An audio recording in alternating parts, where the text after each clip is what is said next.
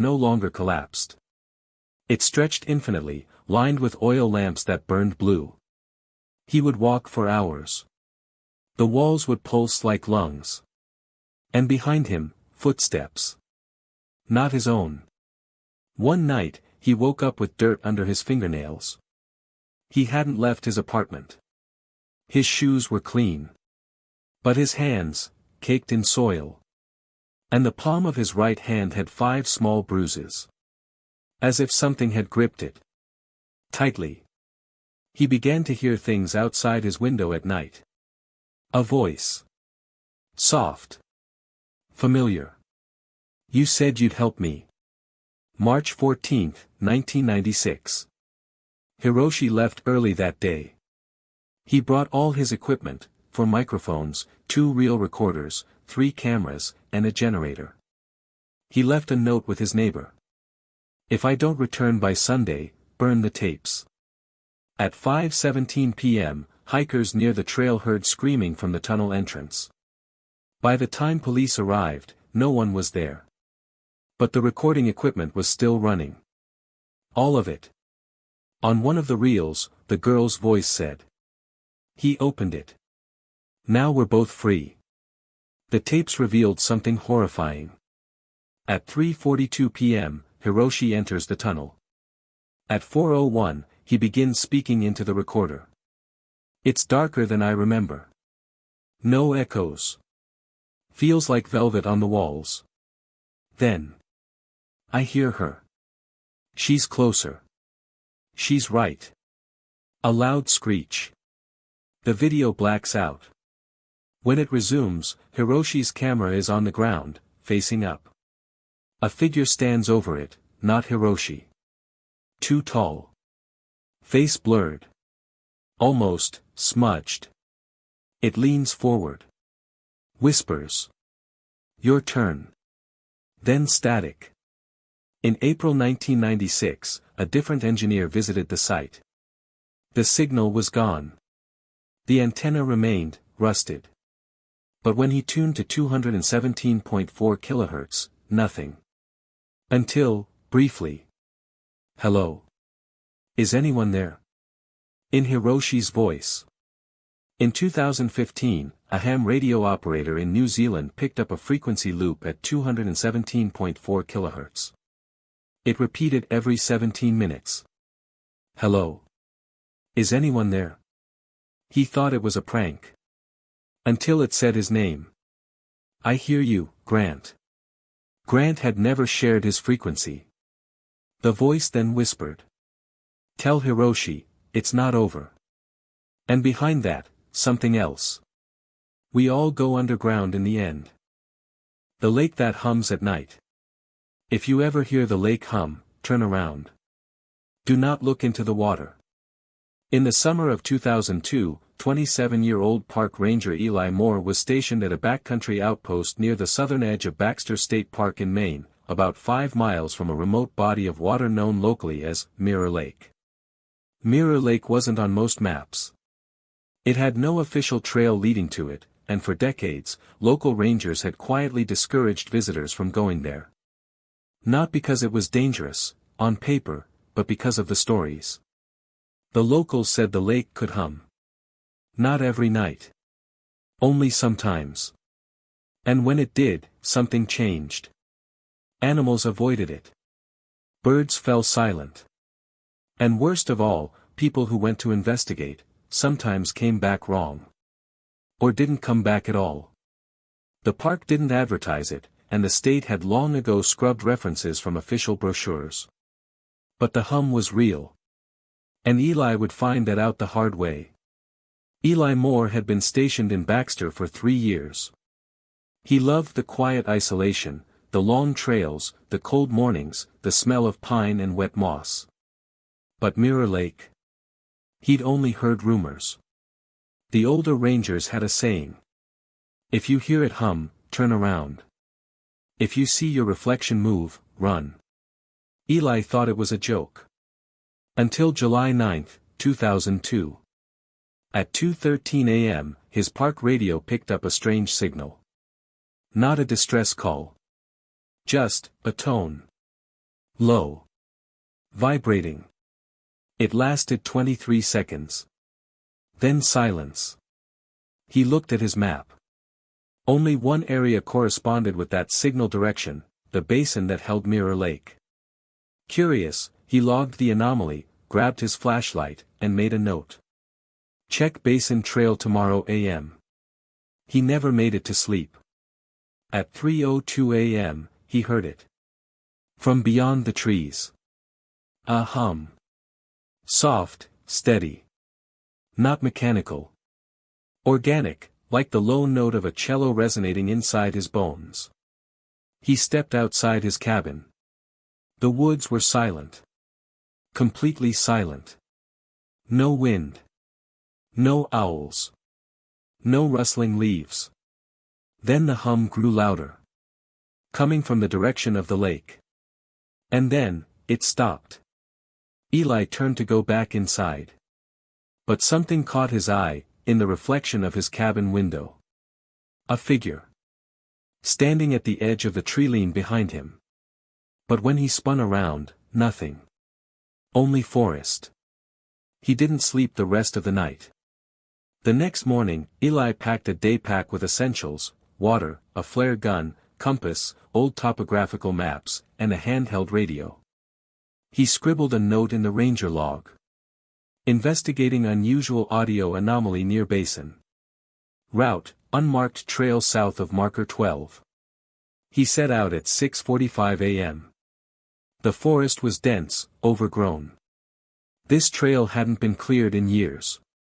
The GPS didn't work here, tree canopy too thick, signals too weak. But he knew the general direction. About 3 miles in, he started noticing changes. No birds. No bugs. Everything was still. Too still. At mile 4, the air grew heavier. Humid, but cold. Like the temperature dropped 10 degrees all at once. Then he heard it again. A hum. Just for a second. So faint he almost thought it was in his head. He paused, took a reading. Wind, 0. Sound, none. And yet, his heart raced like something was watching. Another 20 minutes, and he broke through the trees. And there it was. Mirror Lake. Still. Flat. Perfectly reflective. Like black glass. No ripples. No insects. No birds. He approached slowly. There was a narrow wooden dock, half-rotten and overgrown with moss, sticking out about 15 feet into the water. At the end of the dock stood, something. A wooden box. About the size of a shoebox. Sitting right in the center. He took out his binoculars. It looked like it had symbols carved into it. Like a shrine. He stepped onto the dock. And the humming returned. Low.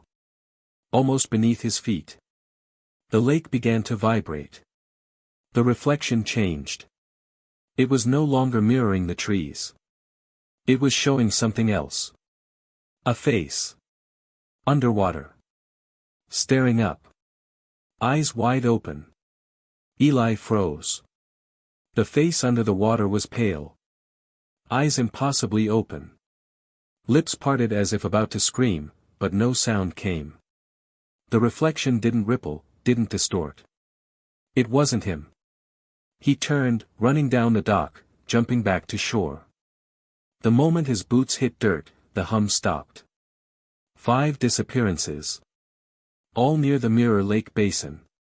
1957, a hiker named Samuel Grant, vanished. 1974, 2 teenagers, Karen and David Lee, never returned. 1989, park volunteer Anna Maxwell, last seen heading toward the lake. 1998, Ranger Alan Creed, disappeared while responding to unusual humming. The lake sings. And when it sings, you see yourself, but not really you. It wants you to come close. And then it pulls the wrong one out. No label. No explanation. Against better judgment, he loaded it into the old player in the storage shed. He pressed play. At first, silence. Then a whisper. Eli. He stepped back. You saw me. I saw you. Come back. Then, static. It was coming from the ground. From beneath the cabin. Eli ran outside. Everything was vibrating, the trees, the soil, the cabin walls. And then, silence. The box was gone. And written on the porch, in fresh wet dirt, were 3 words. Your turn now. Eli knew he had to go back. He couldn't explain why, but something in him felt unfinished. The same compulsion he read about in the archived disappearances. They all went back, even when they knew. Again, the water didn't reflect the world around him. It showed the cabin. His own face, standing inside. Watching him. Then, the reflection of him in the lake smiled. But Eli wasn't smiling. A sudden sharp pain tore through his chest. He dropped to his knees. Blood began to pool in his shirt. But when he looked, no wound. It was the reflection that was bleeding. And it began pulling him in. Eli screamed, stumbled back. The reflection vanished. He looked down, dry. No blood. No wound. But something was in his hand now. A strip of magnetic tape. Torn. On it, written in marker. Do not play this. Who's watching who? I see you, Eli. He burned the tape. He burned the box. But nothing changed. He stopped sleeping. The hum grew louder in the dark. Every mirror he looked into, even the surface of a cup of water, showed him blinking when he didn't. He requested a transfer. Denied. The park couldn't spare anyone that season. He filed reports. They were ignored. And then, in September 2002, Eli Moore vanished. His cabin was found undisturbed. Food on the table. Water still boiling. The only sign of movement was a trail of wet footprints. It turned around, and walked away. In 2021, an environmental researcher dropped a sonar buoy into Mirror Lake to study tremors. The data showed no aquatic life. But during audio review, one log stood out. At 3:17 a.m., a humming began. Then a voice. It's your turn now. We wait below the silence. Then static. Then, faintly. Eli. The basement without a door. The house only had 1 floor. Until someone heard the screaming from beneath it. In July of 1972, real estate agent Valerie Cross was assigned a seemingly routine property listing, a small farmhouse on the edge of Monroe County, Kentucky. The house had been abandoned since 1965 and was being sold off by the state after years of unpaid taxes. The file said, 1 bedroom, 1 bath, no basement. But from the start, things didn't add up. The house had no foundation vents. No crawlspace access. Yet it stood nearly 3 feet off the ground, as if something was beneath it. On her second visit to prepare it for appraisal, Valerie brought a contractor with her, Doug Riley. While inspecting the floors for rot, Doug knocked on the boards and heard something strange, a hollow sound under the center of the living room. He tapped again. It echoed. Doug looked around. No trapdoors. No stairs. No access of any kind. He laughed and said, maybe the blueprints are wrong. Maybe there's a hidden basement. Valerie shook her head. But 3 days later, Doug disappeared. When Valerie returned for her next visit, she found Doug's truck still parked out front. The keys were in the ignition. Inside the house, nothing looked out of place, until she entered the living room. There, in the dust, were footprints. Doug's boots. Leading into the center of the floor. And then, nothing. No exit. No return path. Just a final pair of prints facing the fireplace. Valerie panicked and called the sheriff. Deputy Hank Rowley arrived on scene within an hour. He did a full sweep of the house and surrounding acreage. No sign of Doug. No signs of forced entry or foul play. But under the floorboards, they heard it too. A thud. Then another. Like something shifting under the house. Hank ordered the floor pried up. Beneath was a substructure no one expected. A wooden staircase, steep, narrow, descending into darkness. No foundation. No concrete. Just dirt walls. And at the bottom, a door. Made of iron. No handle. No keyhole. Just a single word carved into it. Down. They brought in a second deputy and a flashlight. Valerie waited upstairs. Hank descended first, light bouncing across the narrow tunnel. The door was sealed tight. Cold to the touch. He knocked once. Silence. Then. Help. A whisper. He looked up. Did you say something? No, said Deputy Laura Kent from above. Then the voice again. He's down here. Hank backed up the stairs. They resealed the boards and called for backup. But when officers returned later that evening, the staircase was gone. The floor was intact. As if nothing had ever been opened. But Doug never returned. And neither did the hum. Valerie was disturbed. She began looking into county records. The house had changed owners 12 times since 1910. 4 families had disappeared. 2 unexplained fires. 1 death ruled a suicide, but with the body never recovered. Local legends spoke of the house being cursed. That it had been built on a sinkhole or ancient burial site. That an old coal shaft ran beneath the property, sealed during the Great Depression. But no shaft was on any geological survey. An old newspaper article from 1946 referenced the property during a missing persons case. The last known line said. Search halted. Ground too unstable. No access beneath.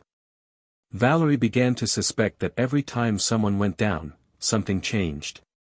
She returned one last time. And this time, she brought a camera. She arrived at dawn, alone. The house was quiet. Empty. The morning fog had settled low across the yard.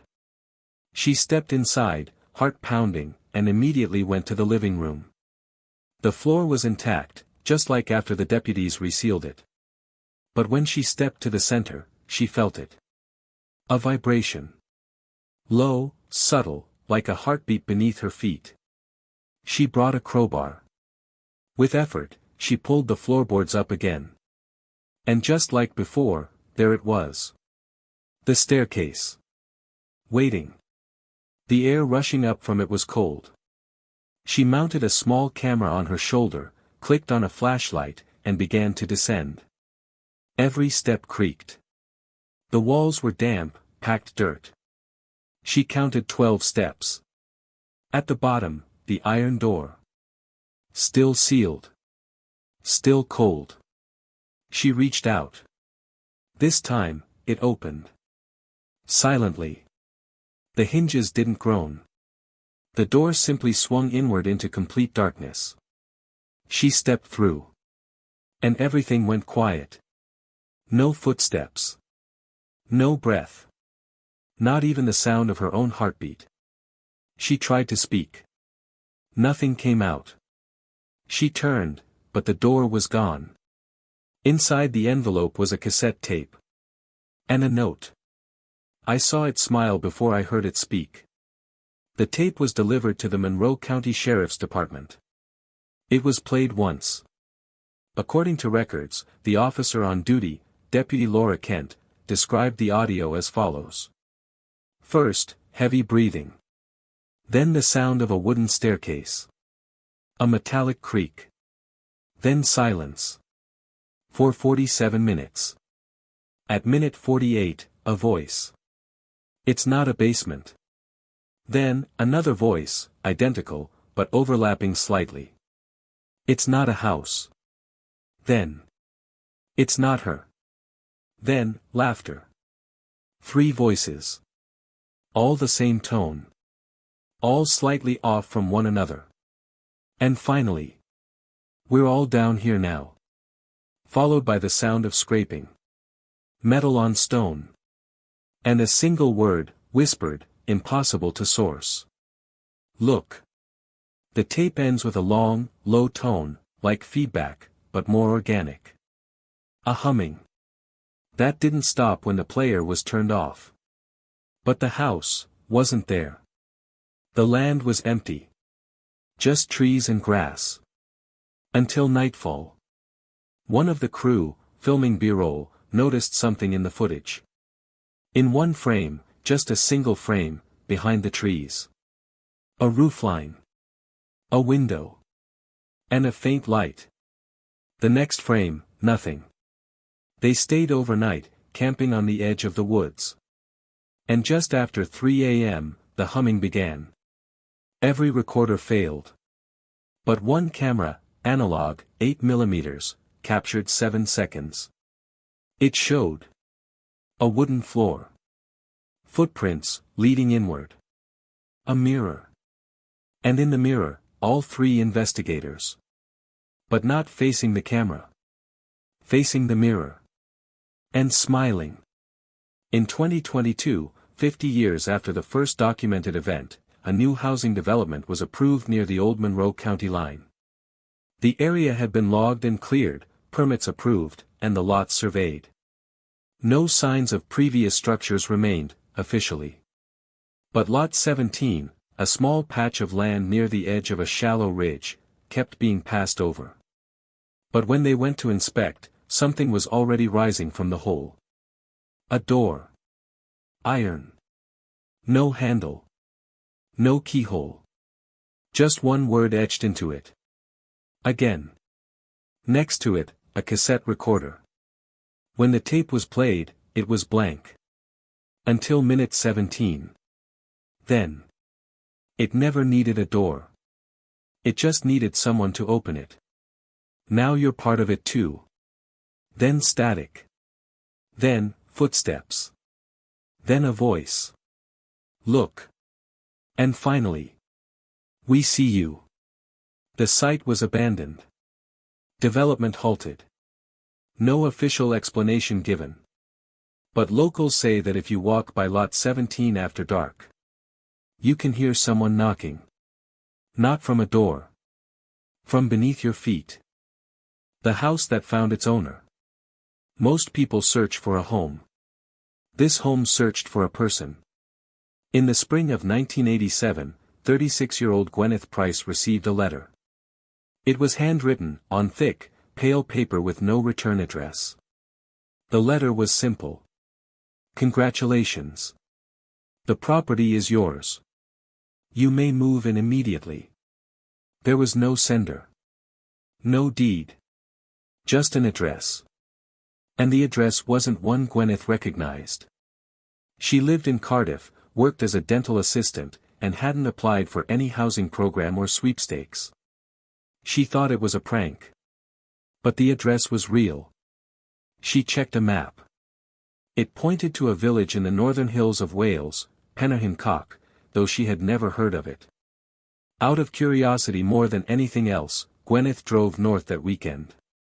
What she found would unravel everything she thought she knew about family, memory, and time.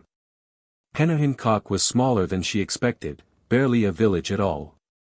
A handful of cottages, a pub, a church, and one small general store. The villagers were polite, if distant. When Gwyneth asked about the address, their demeanor changed.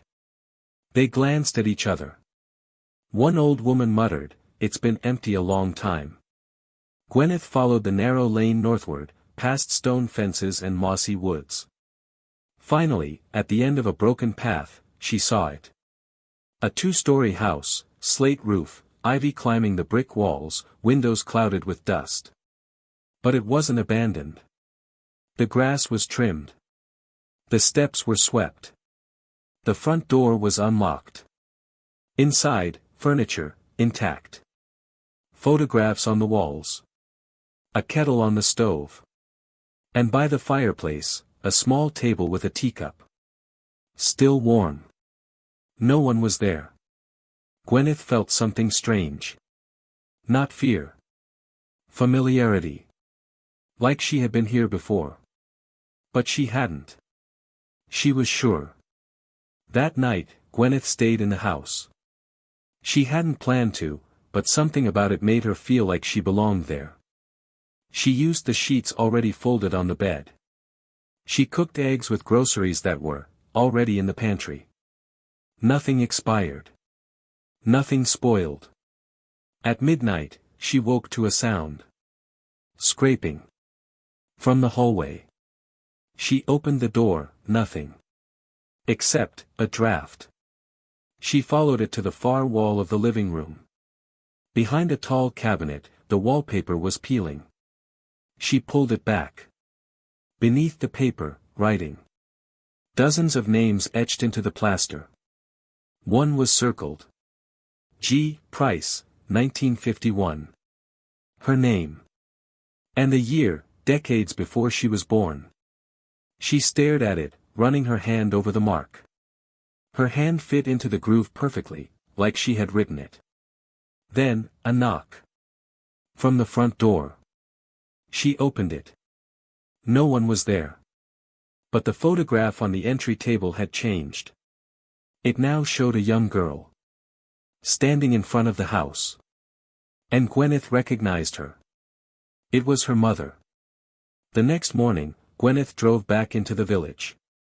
She went to the small post office, which also served as the records hall. An older man behind the counter introduced himself as Reese.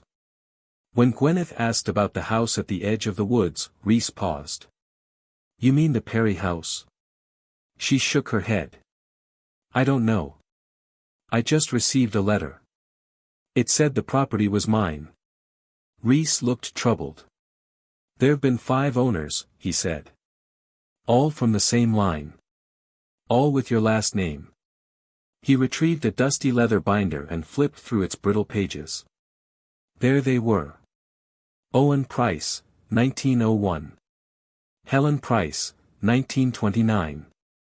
Gareth Price, 1951. Eleanor Price, 1968. Gwyneth Price, listed with no date. The ink beneath Gwyneth's name was dry. But there was no signature, no transaction. Just one note. Return expected. Gwyneth asked where the file had come from. Reese looked her in the eye. "It was already here when I took over. I never added your name." When Gwyneth returned to the house, the door was ajar. Inside, on the hallway table, was a new letter. Same paper. Same handwriting. "You are remembered." Then, a sudden creak. From upstairs. She wasn't alone. Gwyneth stood frozen at the foot of the staircase. The creaking above had stopped. But something else replaced it, a soft tapping, like fingertips on wood. She climbed slowly, flashlight in hand. The upstairs hallway was dustier than the rooms below. At the end, a narrow wooden door, painted white, with rusted hinges and no knob. A string dangled from the ceiling. She pulled it. The attic door dropped open with a sigh. A ladder unfolded. At first, she didn't move. Then something dropped. A marble. It bounced down each wooden step. She climbed. The attic was surprisingly large. Low beams, slanted walls, stacks of boxes, all labeled with dates. She picked one at random. 1951. Inside, children's toys. A folded newspaper. And a photo of a young man with her exact eyes. Another box, 1929. A woman in a nurse's uniform. Hair tied in a bun. Gwyneth's cheekbones. And in the center of the attic, a trunk. Locked. But a key sat on top. She opened it. Inside, a mirror. Covered in cloth. She pulled the cloth away. The reflection showed the attic. But not Gwyneth. Someone else. Watching her. From behind. She turned. No one. She looked again. The figure in the mirror moved closer. It whispered. You came back. The next morning, Gwyneth ventured behind the house. She'd seen it from the attic window, a stone circle half sunken into the grass. The well. Covered by rotting planks and ringed by moss, it looked ancient. But something shimmered inside. She removed the planks. Looked down. Water, still, but clear. At the bottom, something metallic. She lowered a rope bucket left beside it, half expecting it to fall apart. But it held. She dipped it into the well and retrieved what looked like an old lockbox. Inside. A locket. A folded note. A birth certificate. The name on the certificate. Gwyneth Eleanor Price, born, April 3, 1951. The same as her. But Gwyneth was born in 1951. Not 1987. The note read. Memory does not forget. Neither does the house. She ran inside, heart pounding, and opened the mirror trunk again. This time, the mirror reflected the well, not the attic. She saw herself, standing over it. And behind her, every person who had lived in the house. All of them staring. All of them her. Gwyneth didn't leave. Not that night. Not that week. Not ever. Neighbors say the house hasn't changed. It still stands at the edge of Pennahin Cock, quiet, ivy-covered, unmoved by time. But no one sees Gwyneth come or go. The mailbox remains empty. The windows are dark. Except for one, the attic. At night, if you stand on the ridge across from the village, you might see a figure. Watching. Not from inside the house. From the mirror. And some nights, a letter arrives in random homes around Wales. No postmark. No return address. Just one line. Congratulations. The property is yours.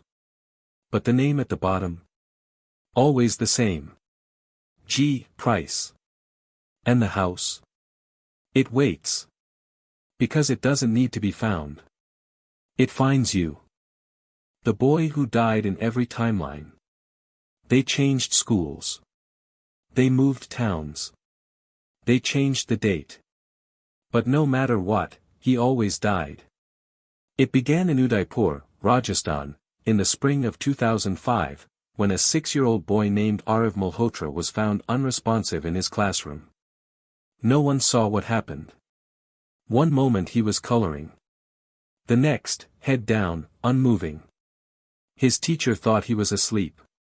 But when they checked, he wasn't breathing. The autopsy revealed nothing. No trauma. No poison. No cardiac issue.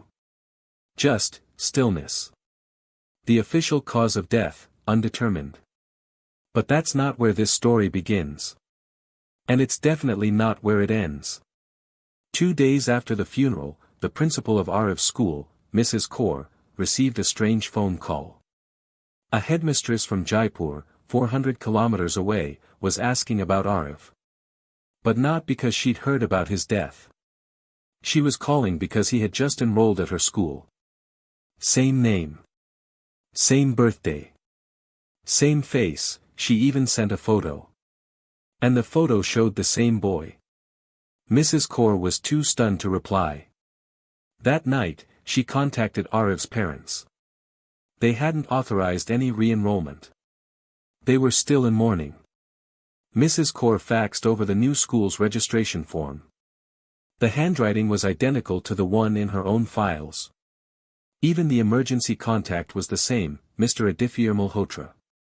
But Arav's father swore, they hadn't moved him. It was impossible. Or it should have been. The next morning, Jaipur police were contacted. They visited the school. And found no child matching that description. The enrollment form was missing. But the headmistress insisted, he was here. Not just enrolled. She said she watched him collapse.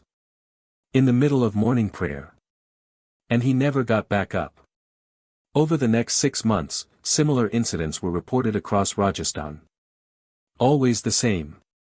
A young boy named Arav Malhotra. Age, 6. Birthday, February 12, 1999. Enrolled under a parent named Aditya Malhotra. No known transfer or travel history. And always, dead within 3 days of arrival. The schools ranged from public to private, urban to rural. Police in each district noted the impossibility. Records showed that each Arav had enrolled properly, documents matched, signatures verified. But when investigators compared fingerprints, they were identical. All of them. The same child. Dying over and over. One officer, Inspector Vinod Singh, began tracking the cases independently. He created a map with red pins for each occurrence. There were 9 in total. And each formed part of a near-perfect spiral, curling inward toward one specific location. Barmer, a desert town near the Pakistan border. Vinod contacted local authorities. They denied any strange cases. But the day after he called, a boy named Arav was found collapsed at a public library in Barmer. Dead. The library in Barmer had only one security camera, an old VHS system above the main desk. The librarian on duty, Mrs. Rao, said she remembered the boy coming in. He asked for books about time, she said. And sat down with one about reincarnation. He read for 15 minutes, then slumped forward. Never moved again. The tape was pulled by police. When played, it showed Arav entering at 10:42 a.m., walking slowly to the reference shelves. He chose 3 books. Cycles of Time in Hindu Thought. Historical Theories of Rebirth. Quantum Loops and Parallel Realities. Then he sat. At exactly 11:11 a.m., he froze. His head lifted, like he heard something. Then he whispered, "This one's wrong too." And collapsed. What police didn't release was the second half of the tape. Because after Arav fell, at 11:14 a.m., the camera glitched. And for 3 frames, the footage showed 2 Aravs sitting at the same table. One reading. One slumped. Then static. Then, only one boy remained. And it wasn't the one who had died. In late November 2005, a woman named Priya Malhotra contacted the Central Forensic Bureau in Delhi. She claimed to be the mother of Arav Malhotra. But the child she described was not deceased. He was alive. Living in Delhi. Attending school. Healthy. Bright. Until the week prior, when he woke up screaming, "Don't send me back. Please. I don't want to do it again." He didn't sleep for 2 nights. Then, while walking to class, he collapsed. Same as the others. Except this time, he came back. Just for a moment. He sat up. Eyes open. And said, "This is the first one that feels different." Then he lost consciousness again. Doctors couldn't explain it. But Priya insisted this wasn't the first time. She had memories, fractured and overlapping. Of other lives. Other deaths. Always with her son. In different cities. Different years. Always the same end. She had a notebook filled with dreams, but they weren't dreams. They were timelines. Each ending in Arav's death. She begged the bureau to investigate. They dismissed her. Until one analyst, Rohan Basu, found something strange. A photograph from Udaipur. Arav, age 6. He scanned it into the national system. And the database returned 12 matches. All identical. Same fingerprints. Same boy. 12 different cases. 12 death certificates. Arif was admitted to Rajiv Gandhi Super Specialty Hospital. He was in a coma, stable, but unresponsive. Doctors scanned for neurological damage. Nothing. No trauma. No infections. His brain showed unusual activity, high frequency, like dreaming. But non-stop. Like his mind was stuck looping. Priya stayed by his side. Every night, she said he muttered things in his sleep. Not this time. The floor is red again. Barmer is too close. One night, she heard him say. I never left. I just reset. She recorded his voice. When she played it back, the hospital room speaker echoed. As if two voices spoke at once. One was Arif. The other, older. Deeper. Still him. On December 1st, Arif opened his eyes. But wouldn't speak. He pointed to the ceiling. And then to his own chest. Priya brought him paper and crayons. He drew a circle. With 8 arrows. Each pointing back to the center. Then he wrote. I didn't die. I fell in. He had never worked with children. But when he saw Arif's circle drawing, he reportedly whispered. It's real. Rao sat beside Arif's hospital bed. He asked one question. Are you still looping? Arif nodded. Then spoke. It ends in Barmer. It always ends in Barmer. Rao took a breath and said. Then let's finish it there. On December 8th, Arif was discharged into Dr. Rao's supervision. They flew to Jaslamar, then drove across the Thar desert into the old ruins east of Barmer. At sunset, they arrived at a flat salt pan with a stone marker in the middle. And when Priya woke back in Delhi, the notebook was blank. No dreams. No drawings. No deaths. Arif's bed was empty. But the hospital file listed him as discharged on time, in good health. No record of coma. No record of collapse. Just one sticky note on the back of her front door. You changed it. The forest that remembers you. Some forests get mapped. Others map you. In July 2022, a group of hikers near Lemmenjoki National Park in northern Finland reported seeing a man standing completely still at the edge of the forest. He wore a red scarf, no shoes, and stared at them without blinking.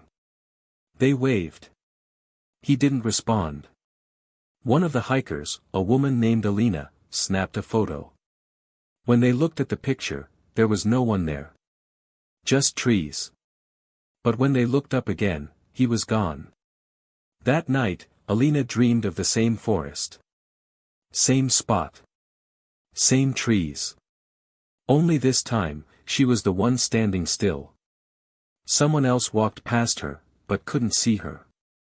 She woke up cold, even though her sleeping bag was zipped. The next morning, her boots were missing.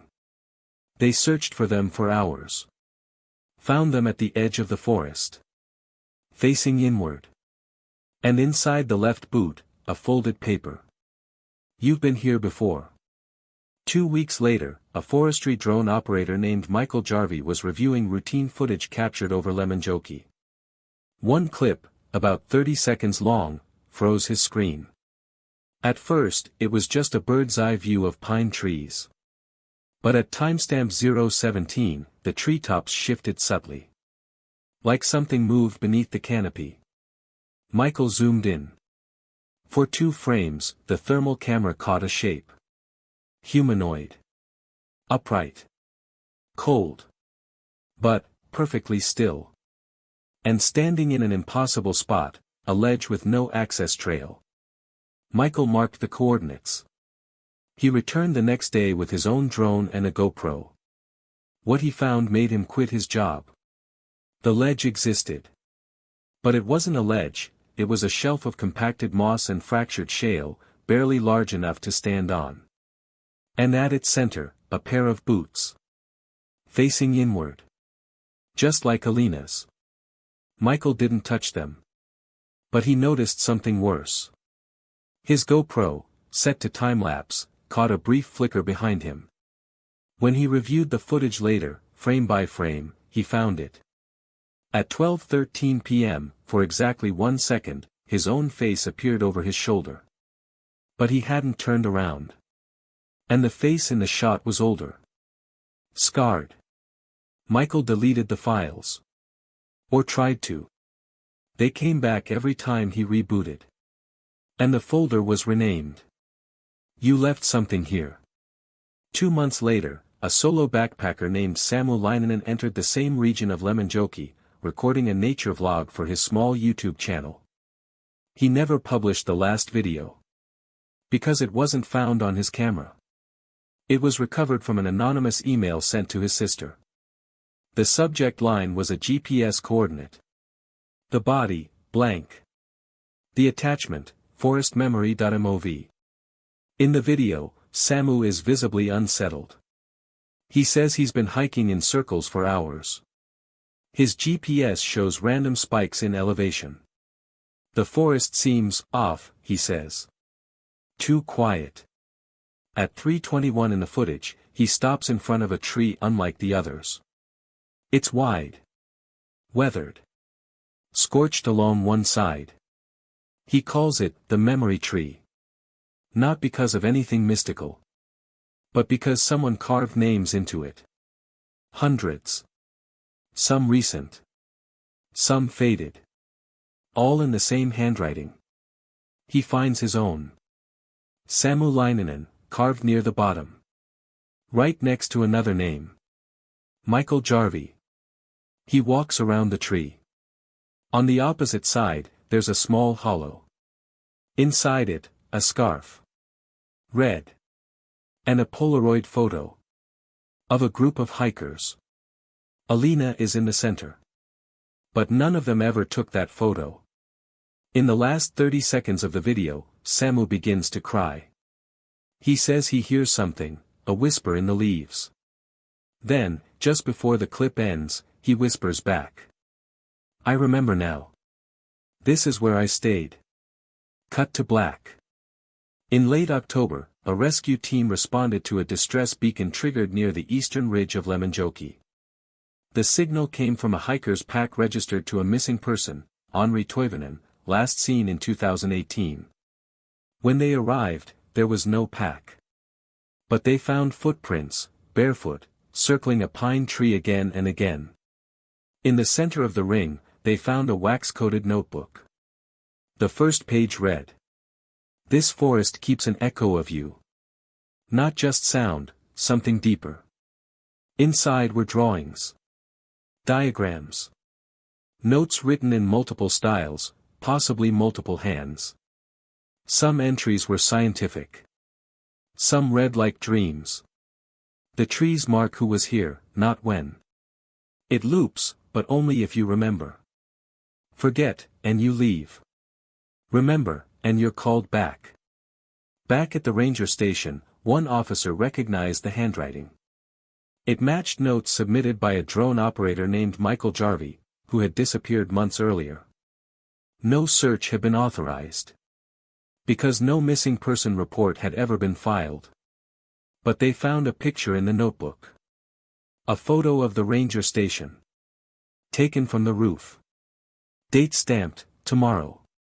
The next morning, the station's roof was found damaged. Security cameras, erased. Except one. A wildlife cam caught a single frame of someone crawling across the roof. Wearing a red scarf. And barefoot. An old Sami hunter named Antti Kaskila came forward. Parchment. It had topographical lines, but no labels. Just circles. Concentric rings overlaid with symbols. Until now. He joined a search party. But not for Henri. For the forest itself. He wanted to see if it still remembered him. They followed his map. At each ring, the compass spun. GPS failed. Radios died. At the center, they found the same tree Samu filmed. The memory tree. But this time, something was carved above the names. You are still here. And the bark, peeled back. Revealing a mirror. But not a reflection. Because Auntie looked older in it. Then younger. When it resumed, Sala was crying. She said, I'm not where I was. She described the trees as repeating. Same bends. Same knots. Same dead branch overhead. She began to panic. Kept whispering. I've already walked this. Then, she froze. Her eyes widened, and she dropped the camera. The stream kept running, aimed at the canopy. Off-screen, Sala's voice changed. Deeper. Slower. She said. A memory card. A faded photo of the memory tree. A page torn from a journal. The card contained a single video file, entry_final.mov. The clip showed a young man, maybe 20s, standing in front of a handheld camera. He introduces himself. My name is Elias Corpella. I don't remember how I got here. But I know I've been here before. He walks through the forest. Every few minutes, he holds up different objects. A boot. A red scarf. A drone controller. A map drawn on tree bark. Each time he says, this was mine. Then corrects himself. No. This was theirs. At the 14-minute mark, he reaches a small clearing. At the center, a ring of boots.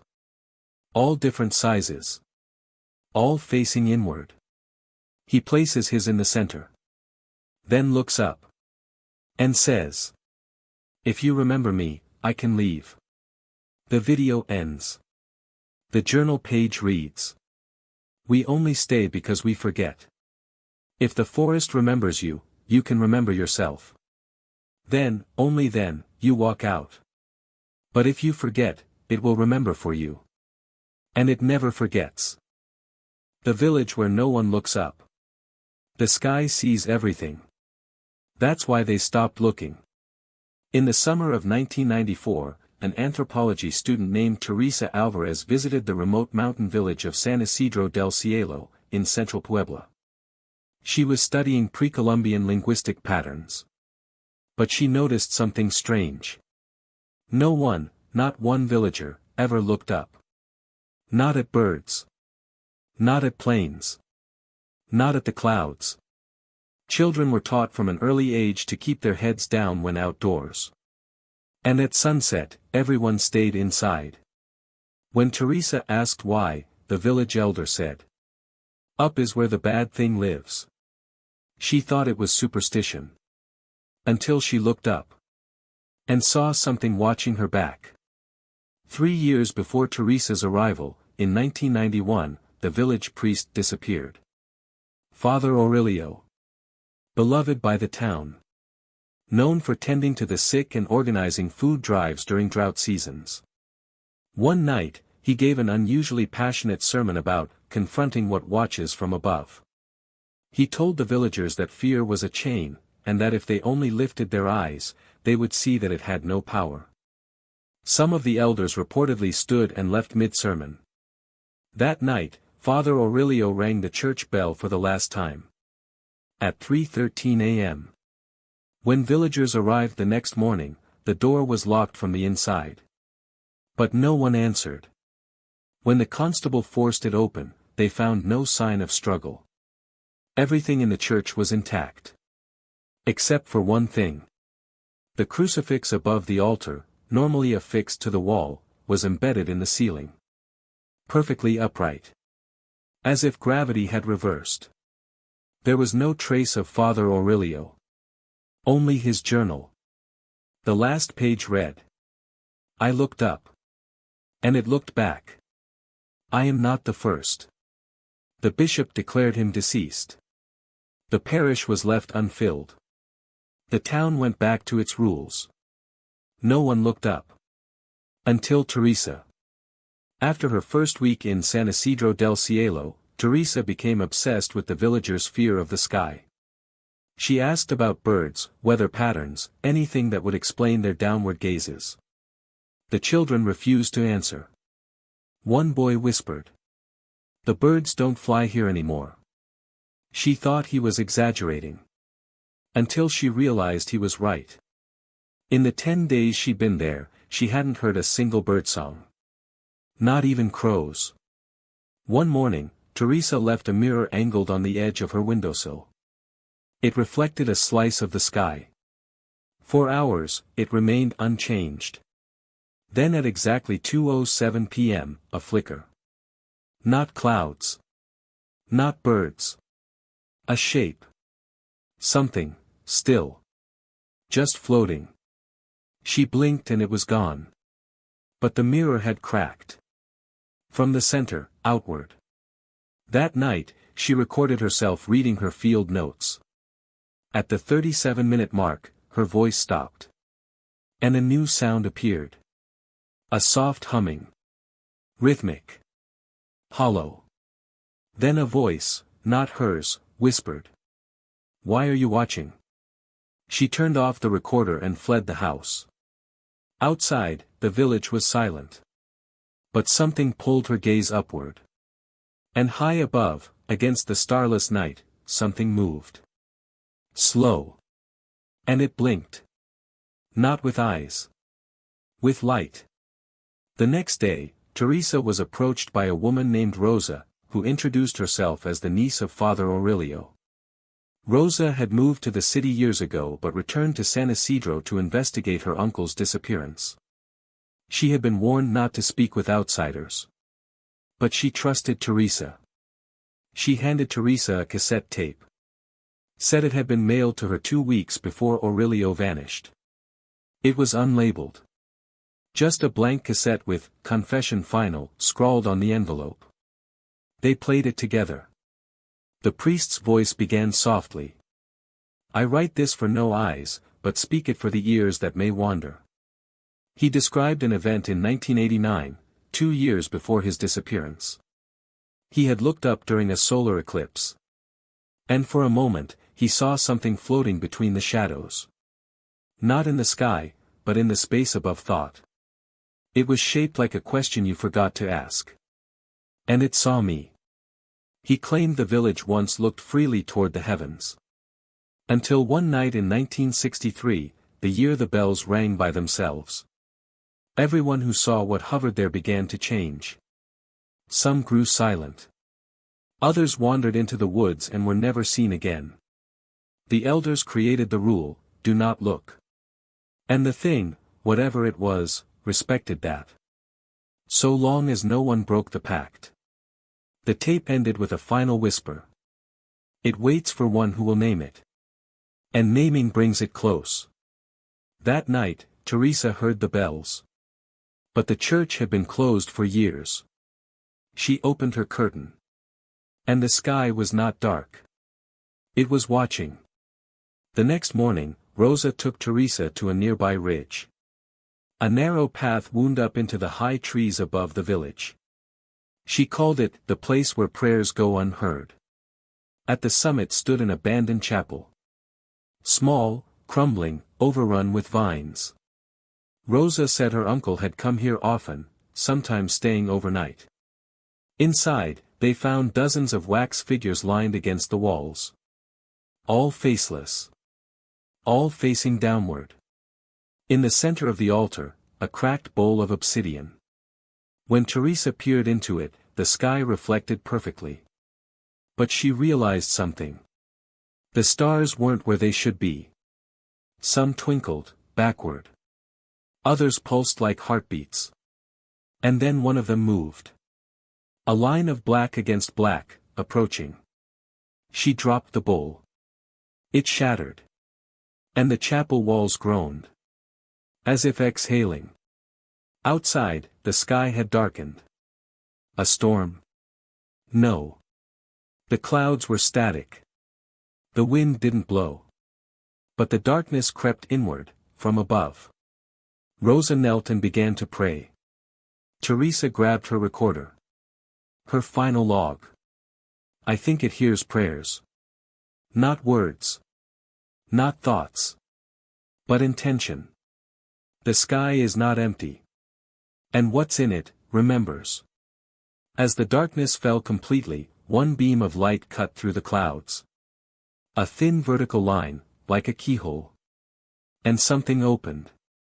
Back in the village, people began acting strangely. Dogs refused to go outside. Children clutched their ears, claiming the wind was whispering names. And one by one, mirrors cracked. Every reflective surface split down the center. Teresa found her face halved in the bathroom mirror, eyes misaligned. Outside, clouds held their position, motionless. The temperature dropped. Birds, long absent, suddenly appeared. But they didn't fly. They hovered. As if suspended by invisible strings. A group of elders gathered in the church for the first time in decades. They recited an old prayer. Do not seek the sky. For it remembers. Do not call the name. For it listens. Close the eye. Seal the mouth. Bow the head. Teresa felt drawn back to the chapel on the ridge. Inside, where the obsidian bowl had shattered, something new had formed. A ring of stones. Arranged in a spiral. At the center, a child's shoe. One Rosa recognized, her cousin's. He'd gone missing in 1963. Teresa looked up. Above the altar, the roof was gone. Not broken. Just, missing. In its place, a vertical tunnel of stars. In her final tape, mailed anonymously to a university in Mexico City, Teresa says. It doesn't live in the sky. It is the sky. And the only way to survive is to stay beneath it. Small. Silent. Forgotten. Because the sky is looking for someone. And now it knows your name. The man who could smell death. He never said anything. He just stood by the bed, and then they'd die. Always within 2 days. Jill Pearson had been working in hospice care for over 12 years. By 2009, she had seen more than her fair share of death, sorrow, peace, and pain. But nothing, not the medical textbooks, not the training, not the late-night calls, could have prepared her for what began that spring. It started subtly. A patient, Mrs. Louise Garland, 83 years old, stable but frail, suddenly took a turn for the worse. The doctors couldn't explain it, there had been no signs, no indicators. But Jill noticed something odd in her chart. A visitor had signed in 2 days before. Just a first name, Thomas. No last name. No signature on the checkout sheet. No emergency contact listed. No one remembered seeing him come or go. At the time, Jill dismissed it. But then it happened again. And again. By August, 4 patients, all of whom had shown signs of stability, had died within 48 hours of being visited by someone named Thomas. And all of them had described a similar scene. He just stood by the doorway. He didn't talk. But I knew what he was. He smelled like soil. It was the smell that unnerved her the most. Fresh earth. Like digging up a garden after rain. Except the weather had been dry. And no flowers had been brought into the room. The smell lingered. Even after they were gone. Jill became obsessed. She asked the administrator to review security footage. The hospice had recently upgraded their hallway cameras. In each case, she pinpointed the exact timeframe the patients said they saw Thomas. But on video, there was no one. The doors opened. But no figure entered. No shadows. No reflections. Just the patients, suddenly looking up. At one point, in room 304, the feed distorted for exactly 6 seconds. When it returned, the patient was visibly crying, looking directly into the camera lens, mouthing the word, "He's here." The patient died 31 hours later. Jill saved the footage. She backed it up. Brought a copy home. That's when her own dog refused to enter the living room where she kept the USB drive. The next morning, the USB drive had been pulled from her laptop and left on the windowsill. She lived alone. Determined, Jill started digging. She visited the county office, requesting public records for anyone named Thomas connected to the facility. A custodian, a volunteer, a former doctor. But nothing matched. Until she reached out to one of the older staff members, Margaret. Margaret's hands trembled when Jill mentioned the name. "You mean the Watcher?" she asked. Jill froze. "We used to joke about him in the 90s. Every so often a patient would say someone was watching them from the door. They said he smelled like fresh dirt. We thought it was hallucinations." Then she added. "Back then, we didn't have cameras." The next death shook Jill to her core. It was a young man. Late-stage cancer, but stable. Alert. Hours before he passed, he whispered. "He's standing right behind you." Jill turned. No one was there. But she smelled it. Earth. Wet soil. And something else, something ancient. She ran from the room. Later, she pulled the footage. Again, distortion. 5 seconds. The patient's eyes open wide in terror. His heart stopped 4 hours later. Jill didn't sleep that night. Or the next. She started seeing things out of the corner of her eye. A shadow that didn't match any object. A reflection in the microwave door that showed someone behind her. She turned. No one. Weeks later, Jill received a voicemail. A voice, raspy, barely human. "You're seeing too much." Then static. Then breathing. She reported it to the police. The call was traced to a number that hadn't been active in over 30 years. A landline. Registered to a man named Thomas Brenner. A hospice volunteer. He died in 1984. And he was buried under unmarked soil. She drove to the cemetery herself. Found the unmarked patch thanks to county records. When she approached it, her nose filled with that same scent, damp earth, and something sour underneath. Her phone vibrated. A new voicemail. No caller ID. She played it. Breathing. Then. Closer. She backed away and left immediately. Jill placed a mirror across from each patient room. Each time a death approached, the mirror fogged. Not from humidity. But from the outside. And on 2 occasions, she captured an imprint. A hand. 5 fingers. Too long. Too thin. Smudged in the mist. One patient, who'd never spoken since arriving, pointed at the mirror an hour before passing. "He's waiting." That was the last thing he ever said. Jill pulled the footage. This time, for the first time, she saw a flicker. A shape. Just for one frame. Tall. Shadowy.